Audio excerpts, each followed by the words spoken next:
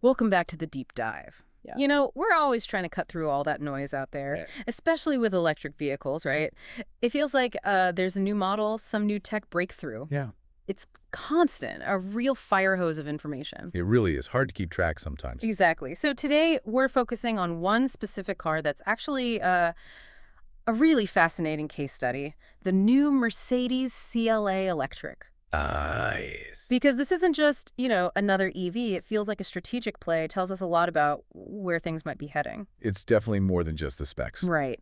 So our mission today, Yeah. we're going to unpack the sources you shared, really zero in on this CLA. We want to understand those, frankly, pretty amazing range claims.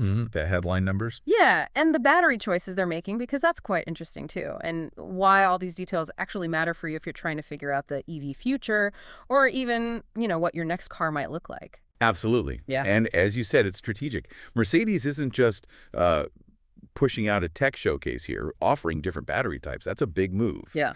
It shows they're thinking about different kinds of buyers, different needs, not just a one-size-fits-all approach. Okay, let's unpack this then. That number that really jumped out at me, and probably at you too, Yeah. was this claim of 792 kilometers of electric autonomy. Yeah, that got a lot of attention. It's huge, but okay, what does that actually mean? For someone driving it day to day? Right, context is key there. That 792-kilometer figure, it's the WLTP number, Worldwide Harmonized Light Vehicles Test Procedure. It's a standard test, but, real world can vary. Okay. And crucially, that figure applies specifically to the version with the NMC battery. Nickel Manganese Cobalt, that's their long-range champion for the CLA. NMC, got it. And digging into that NMC pack, it's a pretty beefy 85-kilowatt unit, clearly designed for distance. Right. And charging speed, which is always a question, right? They're claiming a max charging power of 320 kilowatts. Wow, 320 kilowatt. That's fast. It's very fast. At the right charger, you're potentially adding, hundreds of kilometers in maybe 15, 20 minutes. Less time than a coffee break, basically. Okay, so the potential is definitely there. And what about the specific models using this NMC battery? So the sources break it down. The CLA 250 Plus E-Day, that's the rear-wheel drive one, gets that 694 to 792 kilometer WLTP range. Okay. And then there's the CLA 354 Matic, the all-wheel drive.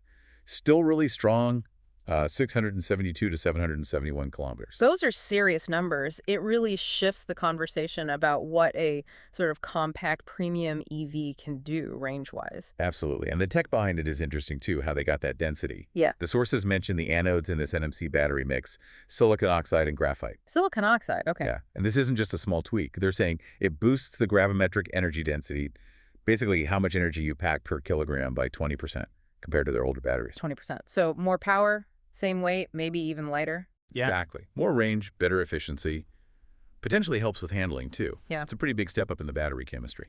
So thinking about this practically, almost 800 kilometers. If you're driving, I don't know, London to Edinburgh or across a couple of states in the U.S., does this finally kill off range anxiety for most people, even on long trips?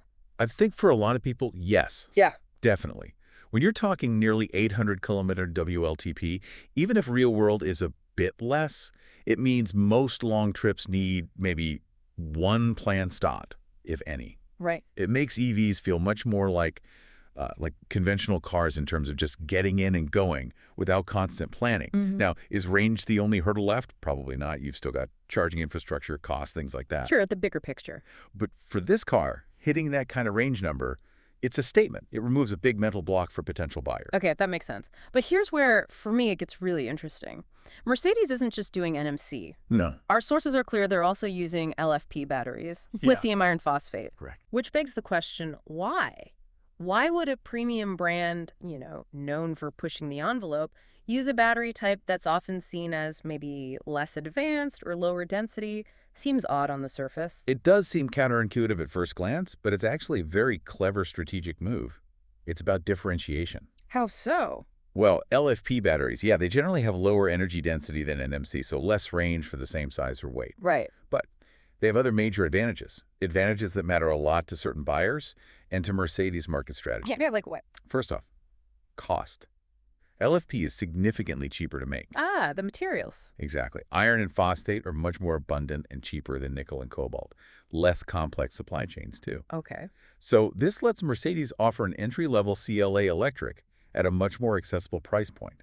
Hmm. Suddenly, a premium EV like this isn't just for the top end of the market. It potentially opens it up much wider. Making it more attainable, democratizing it a bit. Precisely. Then there's durability. LFP batteries are workhorses. They can handle way more charge-discharge cycles than NMC before they start to degrade significantly. So better for high-mileage drivers, or people charging every day. Absolutely. Ideal for urban commuters, maybe fleet use too. They just last longer under heavy use. Interesting. And third, safety. LFP chemistry is inherently more stable. Yeah. Less prone to overheating, thermal runaway, basically a lower fire risk compared to some other chemistries. Yeah, okay. That's a big plus. And the specific LFP pack for the CLA is noted as 58 kilowatts. That's for the future entry-level model. 58 kilowatt. And they're getting them from BYD. Yes. The sources say BYD is the supplier. They're obviously a huge player in LFP, so that speaks to the quality and skill Mercedes is aiming for. That really paints a clear picture. It's like the NMC is the marathon runner, right? Built for maximum distance. Good now. And the LFP is like the super durable pickup truck. Maybe not the absolute longest range, but incredibly reliable, costs less, handles daily hard work. You can charge it fully every day without worrying as much. Exactly. That's a great way to put it. So for you, the buyer, it means real choice, not just here's the EV, but what kind of driving do you do? What's your budget? It's tailored. It is. And actually, on that LFP point, there's one practical thing owners need to know. Oh, yeah. Because LFP has a flatter voltage curve as it discharges. Meaning? Meaning it's harder for the car's computer to guess the exact remaining percentage just by looking at the voltage compared to NMC. Ah, okay. So to keep the range estimate accurate, LFP batteries need occasional calibration.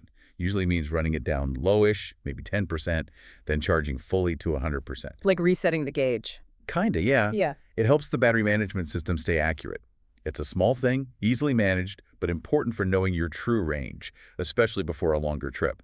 A minor trade-off for the durability and cost benefits. Good to know. Okay, so beyond the batteries, which is clearly a huge part of the story, what else makes the CLA stand out? What other tech or strategic bits did the sources highlight? Well, the whole thing sits on Mercedes' new 800-volt MMA platform. 800 volts, right.